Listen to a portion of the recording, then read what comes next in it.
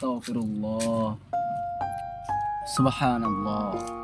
তার লগে গিয়া আবার বেশি কথা কইও না, কোনো কথা কইও না, তুই কিন্তু বড় ধরনের সুদ কর, বুঝছনি? ভাই বেশি কথা কইলে তার লগে। ও বুইয়া সাহেব বাড়িতে আসেননি? কেডা রে? আয় আয় ভিতরে আয়।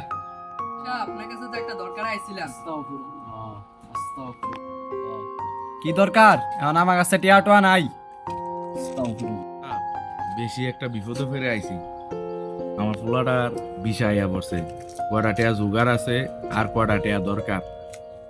আমার এই ভাইয়ে কইলো আপনার কাছে আইলে কয়টা টিয়া পাওয়া যাইব। কারণ আপনি যদি কয়টা টিয়া দিতেন আমার পোলাটারে বিদেশ পাঠাইতাম, একটা বড় উপকার করবেন। আচ্ছা ঠিক আছে, তুমি তো বিপদে পড়ে আইছো।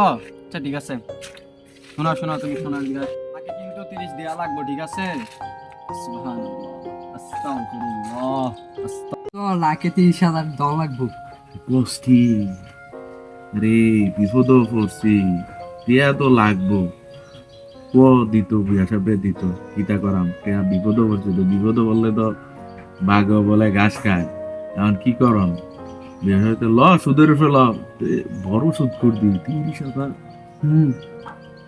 আল্লাহ, সুবহানাল্লাহ। এই তে কি তারে কইলো তোর কাছে? কি তারে কইলো? সাহেব কিছু কইছে না তো, আর লাখে 30 দেম আমরা, সমস্যা নাই, 30 পাইবেন লাখে 30।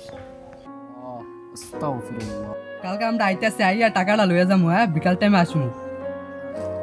আস্তাগফিরুল্লাহ। আচ্ছা ঠিক আছে, তো কালকে আইও তুমি। বুয়া সাহেব জায়গা, আসসালামু আলাইকুম।